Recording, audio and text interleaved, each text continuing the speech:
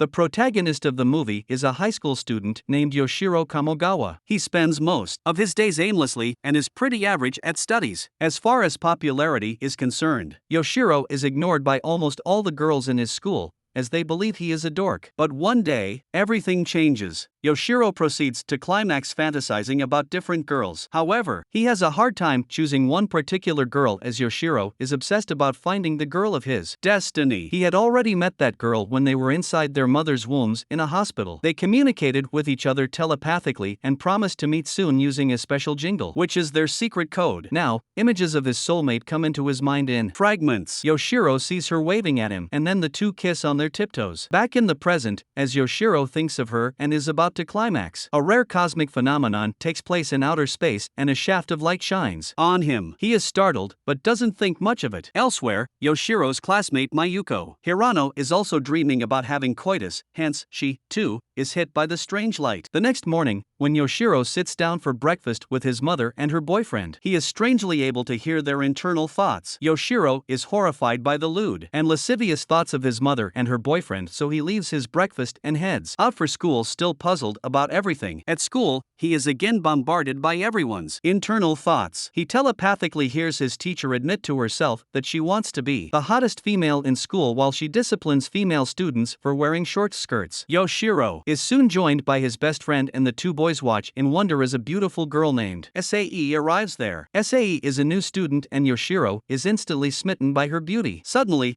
a gust of wind lifts Xray's skirt, revealing her undergarments. This gives Yoshiro and his male friend an instant and very visible hard-on. Mayuko watches it transpire from nearby and decides to embarrass the two boys. This obviously enrages Yoshiro, so he starts berating her in his mind. To his astonishment, he realizes that Mayuko can also read people's minds when she counters his remark telepathically. In class, the teacher introduces Xray to everyone. Yoshiro again fawns over her and he starts to wonder if Xray is the girl of his destiny. The scene then cuts to Tokyo University professor Asami and his assistant Ms. Akiyama discussing the rumors about psychic activity in the town. It turns out Professor Asami has been researching extrasensory perception, or ESP, for a while now, because of which he had become an object of ridicule among his colleagues. Elsewhere, after school, a confused Yoshiro buys a book about ESP, which includes topics like telepathy, telekinesis, teleportation, and clairvoyance. Later, on his way home, Yoshiro stops by to meet his perverted older male friend named Teru. Teru owns a restaurant and spends his free time thinking about coitus. He introduces Yoshiro to adult toys and also reveals his telekinetic power,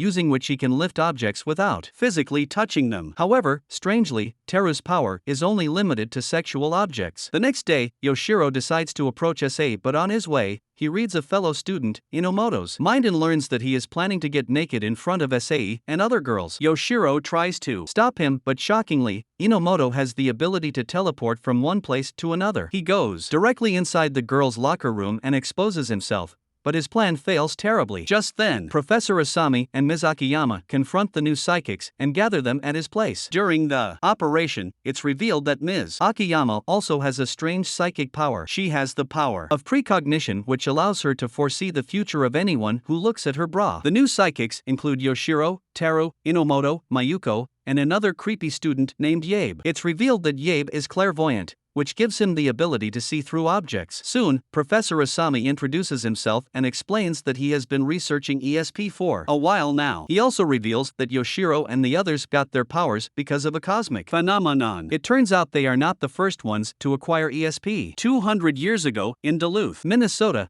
there was another psychic awakening. Cosmic rays hit the city when the planets were aligned in a particular way and imparted these powers to some people. This time, similar cosmic rays hit Japan. Yoshiro and others got the ESP because they fit a certain criteria. First, they are virgins, they have never had coitus. Second, when the rays hit town, they all were aroused. Thirdly, they noticed their power. Asami claims that he and his research team have been trying to harness this energy from space for good. He also reveals that the psychics from the American town were killed by other evil psychics. This means that there are some other psychics in this town too, and they might abuse their powers. Asami tells the group that they must protect their town from Duluth's fate. Just then, Xray appears from the washroom and it's revealed that she is Professor Asami's daughter. daughter. The movie then cuts to the home of a ferry skipper named Akiko Kamaya, who has also acquired psychic power. She has recently come out as a lesbian and is on a mission to find herself a girlfriend. However, because everyone ignores her, she has started misusing her power to freeze other girls and take advantage of them. Later that night, someone dumps tens and hundreds of adult dolls in Yoshiro's high school. Professor Asami, Ms. Akiyama, and some detectives quickly arrive at the scene. Upon close inspection, Asami learns that someone has laced the dolls with an aphrodisiac. He collects a sample of the drug and instructs Ms. Akiyama to hide the news from Yoshiro and others to keep them from panicking. The next day, a new teacher joins Yoshiro's school. She is a Japanese-American woman named Mia Polnareff. Ms. Polnareff is very sex-positive, and in her first interaction with the students, she delivers a passionate speech. She says that Earth is in a crisis and people have lost hope. Hence, everyone should embrace love and be erotic. Later, Polnareff catches Yoshiro staring at Sae, so she approaches him and places her hand over his head. Lo and behold, she reads Yoshiro's memory and claims that she is the girl of his destiny before walking away with her two scantily clad female assistants. It turns out Polnareff is a psychic too. Meanwhile, after examining the sample from the adult doll, Professor Asami concludes that the substance is not from Earth. He fears that it could be part of the evil psychic's plan. In the next scene, we are taken to psychic lesbian Akiko's house, where a large group of high school girls emerge seemingly under some spell. They get on Akiko's ferry before heading off somewhere. Later, Akiko is seen standing by the river and blowing some mysterious powder over the entire town from her mouth. The next day, Teru accompanies Yoshiro and Mayuko to school after hearing about Ms. Polnareff and her erotic nature. To their surprise, they witness that all the students are dressed scantily. Soon, Ms. Polnareff walks up to the trio, and using her ability, she figures out that Mayuko and Teru too have psychic powers. Not only the high schoolers, the entire town is seemingly under some spell and they are walking around in their undergarments. Next, a group of female cosplayers take several innocent civilians hostage at the city hall. They threaten the city's mayor to fulfill their several demands, or else they will hurt the hostages. Some of their demands are: love hotels should become free, nudist beaches should be legalized, the adult industry should be promoted, and so on. Soon, Professor Asami and Ms. Polnareff arrive at the scene and the latter demands to speak with the leader of the protesters. Just then, Akiko steps ahead and reveals that she's behind all this. She also reveals she has psychic powers and goes on a rant against greedy humans. Then, she orders her girls to attack Asami and the others. Suddenly, a mysterious woman appears and casts a spell on Akiko's army, instantly turning them into lifeless adult dolls. Akiko is taken aback and she immediately flees the scene. As everyone tries to make sense of what happened, the mysterious woman also disappears without introducing herself. After school, Sae and her friends walk past Akiko's house, unaware about the lurking danger. Sae's friends are spooked by the vibe of the house and they run away, but Akiko manages to kidnap Sae. Later, she also makes Mayuko her victim. In no time, the town spirals out of control. Everyone has suddenly become obsessed with coitus, and they constantly have evil thoughts. Seeing all women in town wearing bikinis gives every male but Teru a constant hard-on. Unable to get it up, he is embarrassed, but Ms. Polnareff comforts him, saying that a man's value isn't just in his manhood. Next, Yoshiro gets a call from Sae, and she asks him to meet in a garden. Just like his dream,